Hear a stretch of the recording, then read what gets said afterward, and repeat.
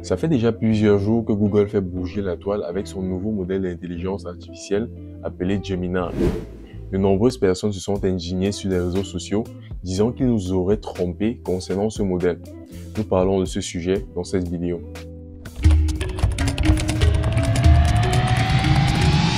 Pour ceux qui sont nouveaux sur cette chaîne, moi c'est Gaius Libam Fenou, jeune ingénieur logiciel originaire du Cameroun.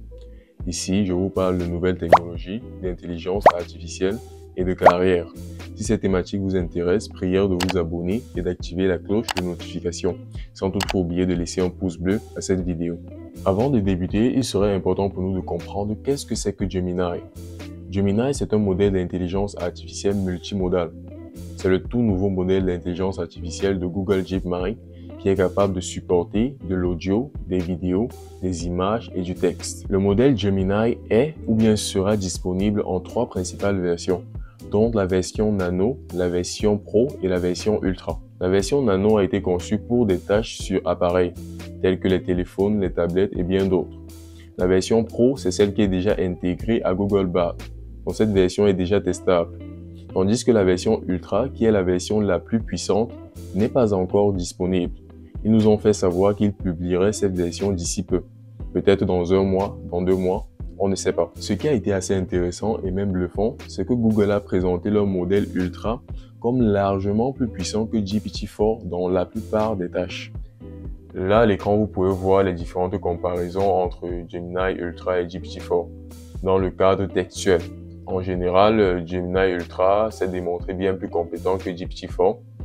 Dans le raisonnement, dans la plupart des tâches de raisonnement, Gemini Ultra s'est encore démontré plus puissant.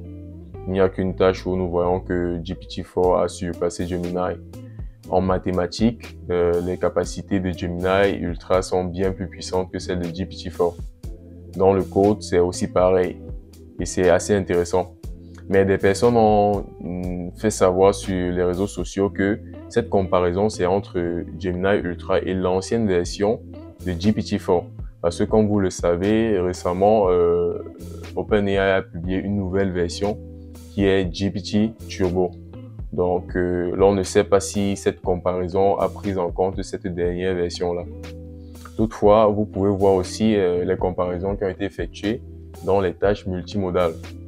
Concernant de l'image, vous pouvez voir que Gemini a surpassé GPT-4 Vision dans la plupart des tâches.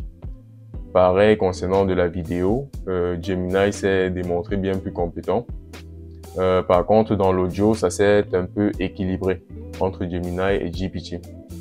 Donc, c'est ça en gros les comparaisons qui ont été émises.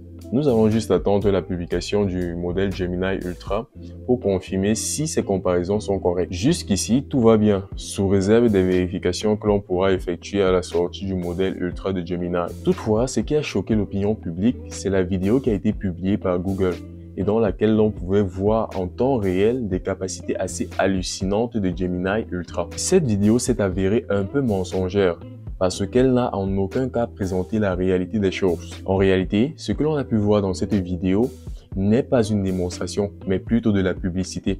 Cela dû au fait que les éléments qui ont été présentés et qui ont été passés au modèle sont juste des versions tronquées de ce qui a réellement été fait en arrière-plan. Les prompts qui ont été présentés dans cette vidéo ont en réalité été passés de façon textuelle et non vocalement, tel que l'on aurait pu le croire juste en regardant la vidéo. En plus de cela, les prompts qui ont été passés dans la vidéo ne sont que des versions résumées des prompts qui ont été réellement passés. Les prompts qui ont été réellement passés étaient bien plus détaillés et plus indicatifs. Et pour combler tout, la vidéo en question a été lourdement éditée afin de simuler des réactions en temps réel. Gemini aura en réalité pris bien plus de temps pour formuler les réponses qu'ils nous ont présentées dans cette vidéo. Bien de nombreux détails potentiellement trompeurs ont été relevés dans cette vidéo, mais nous allons juste nous limiter à ceci. En réalité, ils auraient dû faire des précisions dans cette vidéo afin de ne pas dérouter le public dans sa compréhension des choses. Cela parce que cette vidéo avait initialement été présentée comme une vidéo de tests qui ont été réalisés. C'est donc ce facteur qui a fâché la toile et qui a fait couler beaucoup d'encre et de salive. Vous pourrez trouver les détails des tests qui ont été réellement réalisés sur le blog de Google Developers.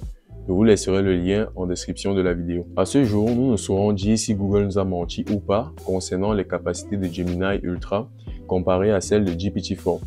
Nous allons juste attendre qu'il publie le modèle en question afin de valider cette comparaison. C'est tout pour cette vidéo, j'espère que vous l'avez bien aimé. N'oubliez pas de laisser des pouces bleus, de vous abonner à la chaîne, d'activer la cloche de notification et de partager massivement cette vidéo autour de vous. On se revoit pour notre prochain sujet. Prenez soin de vous. Peace!